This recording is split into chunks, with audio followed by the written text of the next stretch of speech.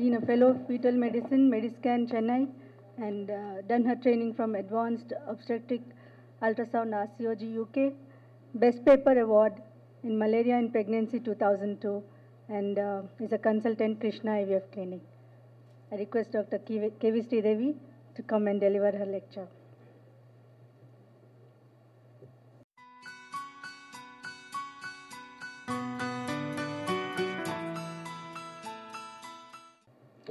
Very good morning to everyone.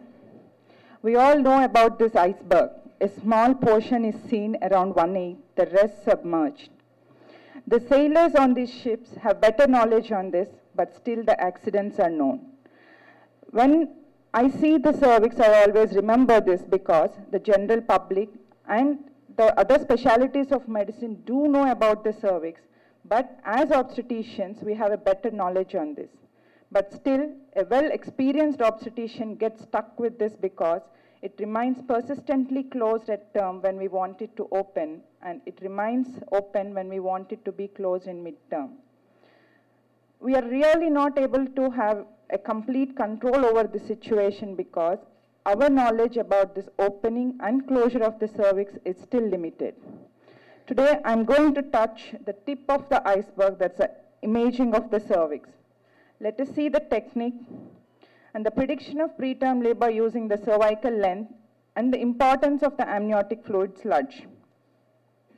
Coming to the technique, we have various routes of examination: transabdominal, perineal, and vaginal. Coming to the transabdominal, you need a full bladder, but when you have a full bladder, the distance from the probe becomes very far and you are not able to appreciate it where exactly the internal os and the external os are present. By 20 weeks, the fetus skull gets ossified and the fetal bones usually cause the obstruction, and because of the shadowing, you are not able to see again the external and internal os properly. In this case, you can see a nice long cervix by transabdominal scan, but when a vaginal scan was repeated, there was funneling almost up to the cervical stage. What would have happened here is, because of the full bladder, this funneling was masked. Again here, on a transabdominal scan, there was funneling, but when a vaginal scan was repeated, there was a nice long cervix. That means it was a focal myometrial contraction. Sometimes we do see this kind of image, but still we are not able to see exactly where the external os and internal os. So, a clinical decision should never be taken on transabdominal scan alone. Coming to the transperineal scan, we have to use the same curvilinear probe what we use for the transabdominal scan on the perineum. Though in 80% of the cases we get the image, but still the image quality is not as good as transvaginal.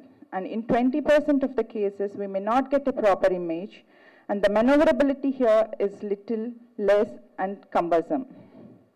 The transvaginal scan is the gold standard because there's no need for the bladder filling. The fetal path doesn't obstruct because you're doing imaging from the opposite side. It's more safe and comfortable.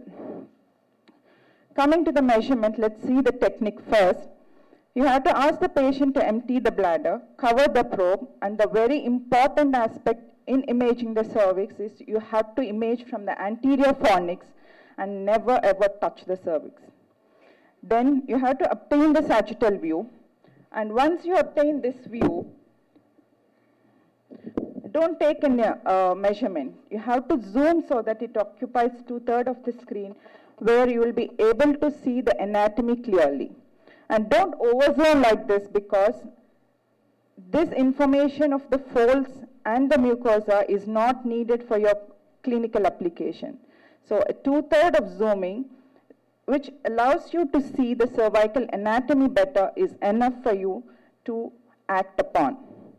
Coming to the standardization of image, this is very important because most of us work in a centers where you have multiple doctors. So you should always have a very minimal inter-observer variability. So for the standardization, you should have a symmetric image of the cervix. So when you get the symmetric image, how do you say the image is symmetric? You can see the anterior lip and the posterior lip of the cervix. Both of the lips should be of the same width. And then you see a V-shaped pit like this. This is the external os. This is the cervical mucosa. Where it ends is the internal os. This is an image from a patient with the premature rupture of membranes, just to depict the anatomy of the cervix. This is the bladder. So this is the anterior fornix. This is the anterior lip of the cervix, posterior lip, vagina, and the posterior fornix. You always should image from here. Now, regularly what we do is, we just keep the probe as deep as possible, like how we do our per-vaginal examination. So what happens, the probe directly goes into the posterior fornix, and general tendency, you just lift the probe up. What happens? With your probe, you are approximating this posterior lip to the anterior lip and masking this funneling, and you are creating a false long cervix just by your technique. So what to measure? It's very simple. It's a measurement from the external to the internal os. Is it enough? No. You have to wait at least few minutes and see whether there are any cervical changes. Give transfundal pressure, because in 1% of the cases, you do see the changes in the cervical length. You take 3 measurements, and the shortest measurement should be considered. This is one case where the patient came with the history of pain abdomen, and the uterine contractions were recorded.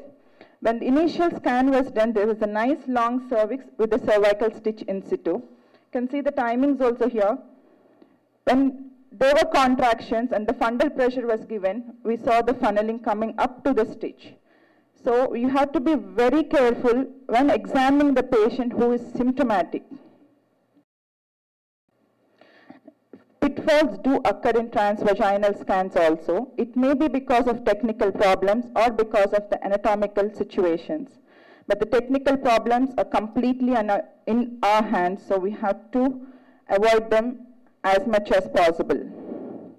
This is one example where we can see here the cervix is open almost up to the external os.